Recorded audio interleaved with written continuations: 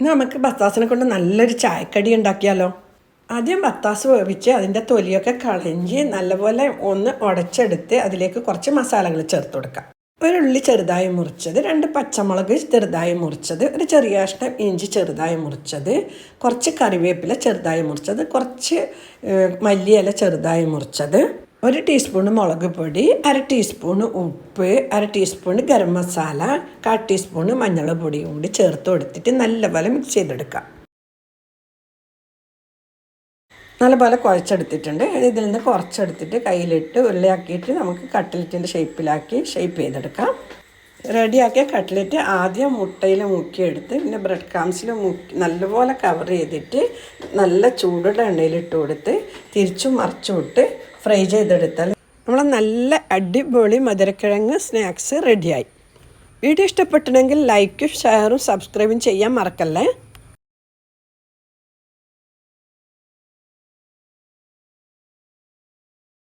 നമുക്ക് ബത്താസിനെ കൊണ്ട് നല്ലൊരു ചായക്കടി ഉണ്ടാക്കിയാലോ.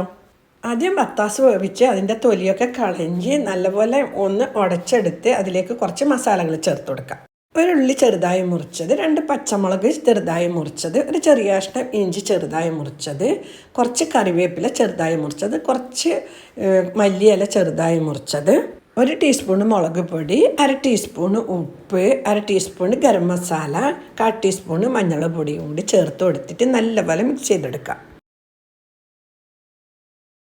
നല്ലപോലെ കുഴച്ചെടുത്തിട്ടുണ്ട്. ഇതിൽ നിന്ന് കുറച്ചെടുത്തിട്ട് കയ്യിലിട്ട് ഉരുളയാക്കിയിട്ട് നമുക്ക് കട്ട്ലറ്റിൻ്റെ ഷേപ്പ് ചെയ്തെടുക്കാം.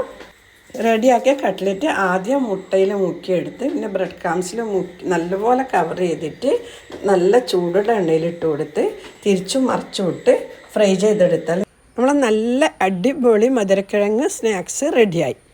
വീഡിയോ ഇഷ്ടപ്പെട്ടിട്ടുണ്ടെങ്കിൽ ലൈക്കും ഷെയറും സബ്സ്ക്രൈബും ചെയ്യാൻ മറക്കല്ലേ.